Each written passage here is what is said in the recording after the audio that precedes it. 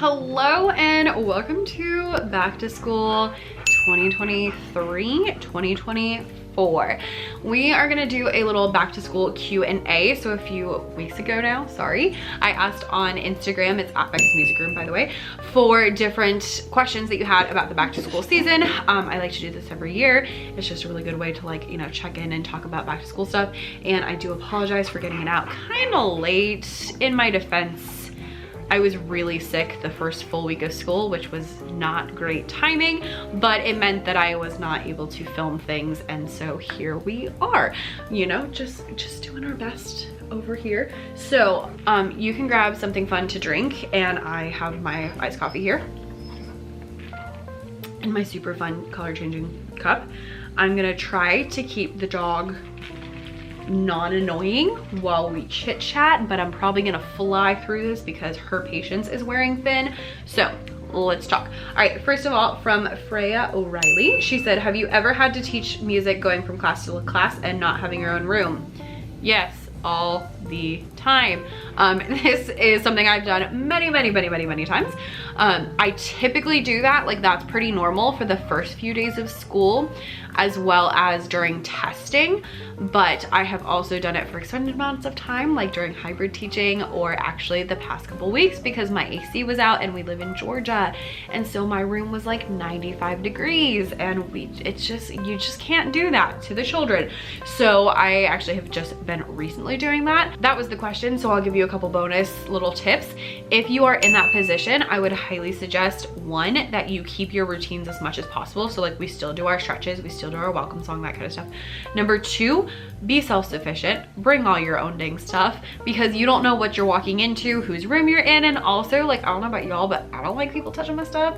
And so I bring my own paper, I bring my own stuff, I'm not using the projector, like those kind of things, because I just would rather have everything under control when I get there than trying to like rely on the teacher to do things. I bring my own whiteboard markers just in case none of them are working. Like yeah, the whole 9 yards.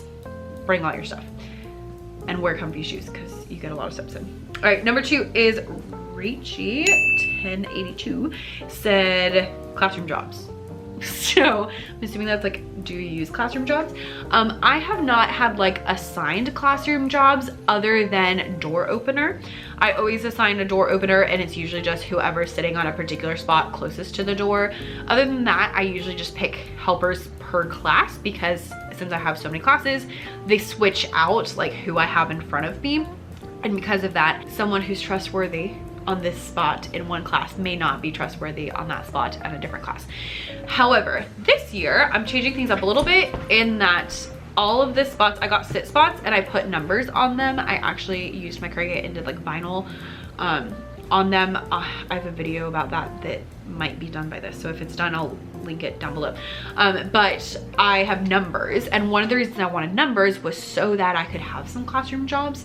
So like number one is gonna be my door opener, and then that'll be like a forever thing, and then I can switch other classroom jobs. So like I can have this week this person is the stuff passer outer or whatever. I haven't decided what those are gonna be yet, so stay tuned, but that's kind of my thought, and that I think is going to work best for having multiple classes. Trankler Kathleen says first week must-dos with class lessons, pre-K through 8. So I have a ton of these videos on my YouTube channel of like specific class lessons for the beginning of school. You can just use, like, there's a little search bar, so you can check that out. But quickly, my like template is when the kids come in, figure out where they're gonna sit, obviously, introduce myself because I'm new so they don't know me, and then we do a really easy movement activity. So some of my favorites, this week I've been using my drum, and if I tap quietly you tiptoe, and if I play loud then you jump or stomp, and we do that. And I usually do like 8 loud, 8 quiet, and then I'll do like 16 quiet and like switch it up so they have to listen, and that actually has worked. I've literally done it with pre-K through 5th grade this week, and it's worked with everybody. And yes, I'm teaching pre-K and kindergarten. Another one of my favorite is my stick figures. I will link that down below, but they're like stick figure posters, and the kids just like match the stick figure. It's my absolute favorite for the older kids. The only reason I didn't do it this week is because I don't know where they are, because I'm at a new classroom and I haven't like gotten all my stuff organized yet. So that's why we didn't do that. And we do some sort of name game. I kind of put the expectations around that. So we did like, today we did like movement, and then we did like really important, like where's the fire exit and how do I raise my hand and how do I sit and like those kind of things. Then we did the name games, and then we went over the rules so that I kind of like break it up a little bit. And then we did a game. And so that was kind of the template that I used for all of my classes. Game wise, I used Poison this year, and name game wise I used name say your name, but I'll link some name games down below. Madeline G Martin says, what do you do in your first week of music lessons? Excellent, already got that one. All right, Amanda Harding 15 says, do you have a year-long curriculum that you follow? I'm working on overhauling mine currently. No. I have standards, and from my standards I have created my own scope and sequence, but I don't have a specific curriculum that I follow other than the standards. I just use different lessons for the standards. So if I have like, I basically look like, okay, we're working on So and Me. Okay, here's a bunch of songs I can use for So and Me. Here's a bunch of activities I can use for So and Me. And then I just kind of plug and play when I want to use this year. And that's how I do that. So I just have my scope and sequence, which is basically just me going through my standards. I mean, like, okay, I want to teach this at this time, and this at this time, and this at this time. And then that's kind of like the general format of what I do throughout the year. This year's a little bit weird because I'm at a new school, so I haven't created like a new scope and sequence because what I had is not gonna match what my kids currently know. So there's a little bit of adjustment there, and so I haven't figured all of it out just yet because I kind of wanted to like build the relationships with the kids and figure out what they know before I like jump into curriculum or anything like that. But there's the short answer. Do you talk through every rule and procedure on the first day or get right down to the activities? I do a variety. I kind of think through like what the most important things are for them to know. Oh, that was from Tiny Dancer 6. I think through what the most important things are. So like we need to know the fire exit. We need to know about like bathroom and raising our hands and how you sit in the music room and how you do not touch my sit spots, because if you mess them up, it will not end well for you. And so we need to know those things. So like those are things that I say first. And then I did talk about the rules, but like I mentioned, kind of sandwiched it in, but I didn't get super deep into all of the stuff. Like we didn't talk about picking up materials because we didn't use any materials. And so, you know, when we go to use materials, then we'll talk about materials. When we go to use instruments, then we'll talk about instruments. So I kind of pick my first couple lessons of like making sure like, oh, we need to have a lesson where we use materials. We need to have a lesson where we're using clipboards. And so like thinking through those things they need to know, but not doing it all at the beginning. Just do what they have to know today, basically, for the beginning, and then add each week so that way I hate like the kids just sitting there dying of boredom while you just talk. Even with the rules on the first day, I'm just like, these are the 4 rules, and then we move on. Later on, we'll get more into like, what does it mean to be respectful? How can I be responsible when I'm using instruments? Like we'll get more deep into those things, but for the first day, I'm just like, here they are. And then we continue. But I want to say them so that the kids know what to expect, and also because you'll already have kids who do things they shouldn't, and then I can be like, was that respectful? No. Keep your hands to yourself. Okay. IMD Viola said, what items are a must to have posted on your classroom walls? Must have on classroom walls. Classroom rules posted so that we all are on the same page. I like to have rhythm and solfege posted so that the kids can easily refer to them. Standards and I can statements are things that I have to have posted, so they are posted.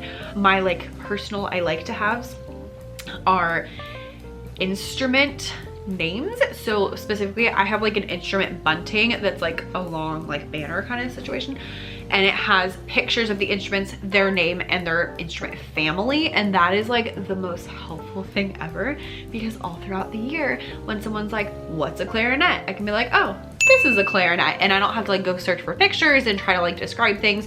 I can just be like, there it is. And so that is super, super, super helpful. I will link my classroom decor bundle down below, by the way, and it's in there. And then I also like to have a map so that I can easily show them where we are in the world. I typically put a map in my Google Slides, so we're singing a song from France. Here's where France is. But it's also helpful to have a map on the wall just in case I miss one, or if someone has a question, or I can kind of like talk about that. I really like to incorporate geography because the kids don't learn a lot of geography in their classes, so that is helpful, and also I think it's cool. So there we are. Gothic Goddess says, how do you determine when to do concerts and how many performances to have? Whatever your admin wants is the short answer to that. I'm at a new school this year, so they already had certain things that they do. So all I did was say, okay, what are the things you expect me to do? And they said this, this, and this. And I said, okay, great. And then we'll go from there. So this year we'll do this. And then next year, if I'm like, oh, we should do more, then I might add something, we'll see. But just kind of starting with what they expect. At my previous school, I only did typically 2 performances, and then I did a couple of like field trips where the kids performed, or like different things like that. I always did a holiday concert, and then I would do an end of the year. I was doing a musical, then I switched it to a concert, and then no, we never had a concert. We never had a concert because my concert got canceled last year, and I'm still bitter about it. And the year before that, we weren't doing any parents on campus, so we didn't have a concert then either. So we did musicals a bajillion years ago, and that's all. There we go. Next one is Girl Driver 88 said, if sit spots don't use, what are you gonna use? Our rug doesn't seem to take them well, but I need something. So I ordered some sit spots. I did the brand name just in case that makes a difference. I don't know if it does, but we shall see. And I'm using those right now. If they don't work, I was told that Velcro tape, is that what it was called? I think I had a picture. Yeah, this like Velcro tape. It's like adhesive on one side and then Velcro on the other side. But I screenshotted that. That's my backup. It's this one that I happen to see is on Amazon. It's like 10 bucks. So that's like my second option. And if that doesn't work, I might try to see if I can either donors choose or get PTA to buy me a rug that has like spots on it. Basically the rugs that I used to have in my classroom because I loved them, so that I can use those instead. So yeah, I've had a couple of thoughts, but my first thought was sit spots, and we'll see how they go, and hopefully the numbers and everything like works throughout the year.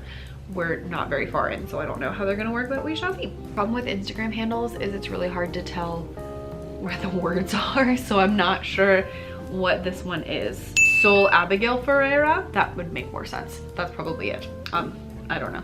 I apologize. But do you print out standards and post them for each grade and interchange them? So in the past, I printed out standards. I don't do the specific standards. I just do like, we read music.